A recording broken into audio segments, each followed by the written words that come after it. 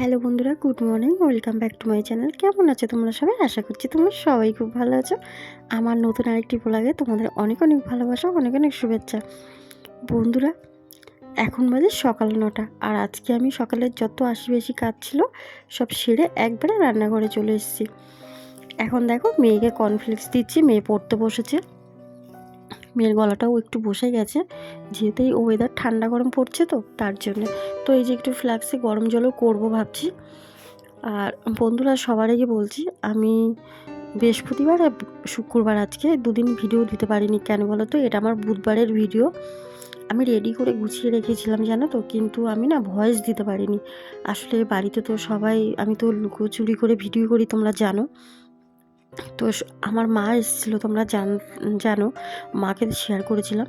তো আমার মাকে বন্ধুরা যখন চলে যায় আমার বাড়ির থেকে, আমার মাকে অনেক অপমান করেছে। তো এই দেখো, এখানে আম ছিল, মা আম নিয়ে এসেছিলো।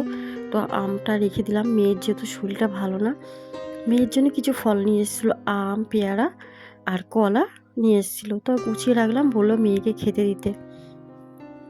আর বন্ধুরা, এমন কিছু কথা আছে আমার পার্সোনাল কথা, আমি বলতে চাই তোমাদের, কিন্তু বলতে পারি না, জানো তো, ভয় ভয় বলতে পারি না।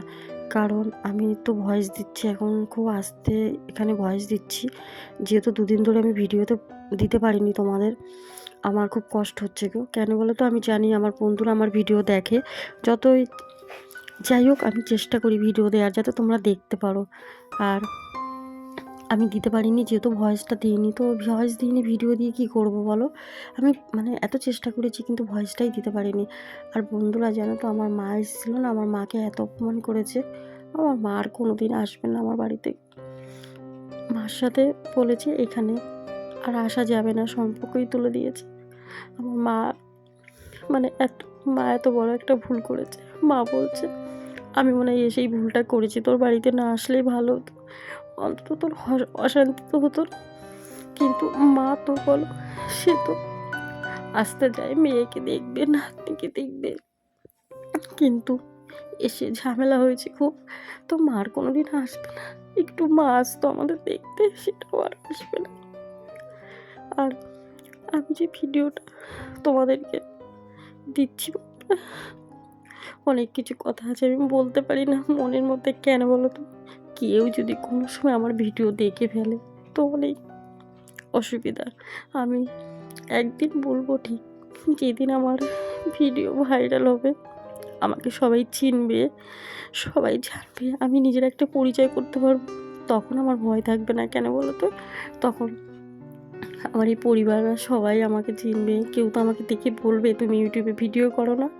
তো এইরকম যেদিন হবে, কোনো দিন এই জায়গায় যদি আসতে পারি, সেদিন তোমাদেরকে আমি বলবো, আমার এই পরিবার তোমাদেরকে জানাবো আমার নিজের যত কথা আমি লুকিয়ে রেখেছি। আর দুজন বন্ধু বলেছে তুমি গড়িয়া থেকে বলছো, আর একজন নিউ গড়িয়া। তো বন্ধুরা, তোমাদেরকে বলছি, আমি থাকি কি বলো তো, একদম এয়ারপোর্ট দক্ষিণেশ্বর আর ডাল্লবের মাঝামাঝি, বেলঘরিয়া আমার বাড়ির অ্যাড্রেস। বললাম তোমাদেরকে, আমার বাড়ির থেকে এয়ারপোর্ট 5 মিনিট লাগে। এটা আবার বলছি কেন, অনেক বন্ধুরা আমাকে এটাই কমেন্ট করেছে যে আমি কোথায় থাকি। তো আমি বেলঘরিয়ায় থাকি গো, আমার বাড়ির থেকে আসলে বললাম কেন বলো তো, এই কমেন্টটাই বেশি এসছে। তো বন্ধুরা, আমি তোমাদেরকে বলছি, আমার বাড়ির থেকে ঠিক 5 মিনিট লাগে এয়ারপোর্ট। দক্ষিণেশ্বর লাগে 6 থেকে 7 মিনিট, আর ডাল্লভ লাগে ওই ওরকমই 6 থেকে 7 মিনিটের কাছাকাছি। আরও আগে লাগে, ওই 5 থেকে 4 মিনিট লাগে, আরও আগে। তো যাই হোক, বললাম তোমাদের অ্যাড্রেসটা, যেহেতু তোমরা জানতে চেয়েছো। তো আশা করছি তোমরা বুঝতে পেরেছো। তো দেখো, এখন এই যে রাতে রান্না করছি, যেহেতু রাত হয়ে গেছে। আর রান্না করে তারপর আমার গোপাল সোনাকে খেতে দিয়ে দিয়েছি। আর কি বলো তো বন্ধুরা, যেহেতু আমার জীবনটাই কষ্ট, দুঃখ কষ্ট দিয়ে কালকে এই 2 দিন আমার খুব কষ্ট হয়েছে। কেন বলো তো? আমার মেয়ে কষ্ট হয়েছে, কারণ মা এইভাবে চলে গেল, মা আসবে না আর আমার বাড়িতে। আর এই যে আমার হাজব্যান্ড এসছে।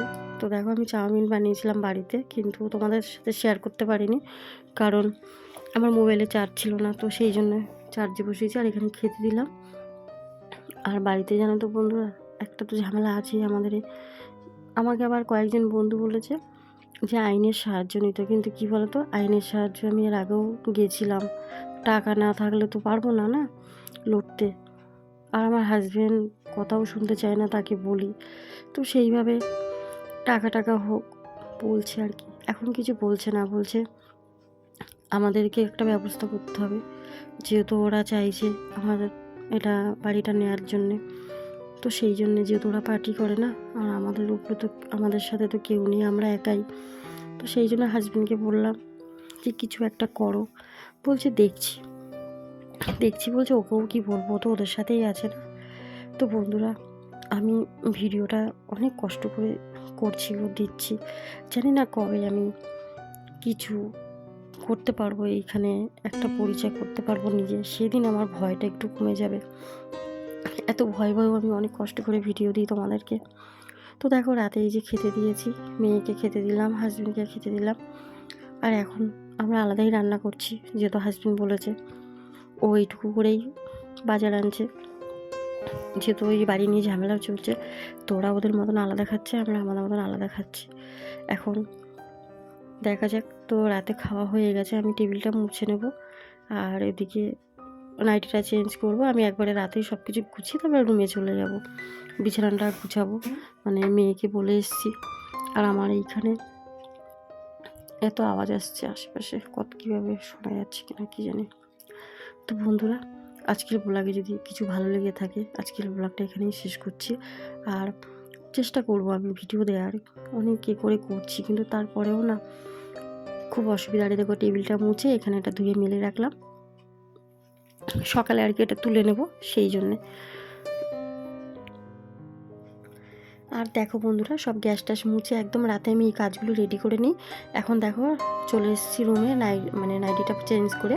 আমি রাতে এই নাইটিটা পরেই ঘুমাই। আর মেয়েকেও বলে আসলাম, মেয়ে পড়ছে, মেয়ে একটু পরে আসবে বললো। তো বন্ধুরা, আজকের ব্লগে যদি কিছুটা ভালো লেগে থাকে, একটা করে লাইক করে, শেয়ার করে, সাবস্ক্রাইব করে, কমেন্ট করে আমার চ্যানেলের পাশে থেকো প্লিজ। তোমরা তোমাদের পরিবারকে নিয়ে সবাই ভালো থাকো, সবাই সুস্থ থাকো। কাল দেখা হচ্ছে ঠিক সকাল 11টায় নতুন কোনো ব্লগের সাথে। ততক্ষণের জন্য তোমরা সুস্থ থাকো, ভালো থাকো। আমার তো মনে হয় মেয়ে জন্ম নিতে গেলেও ভাবতে হয়, হাসতে গেলেও ভাবতে হবে, কাঁদতে গেলেও ভাবতে হবে।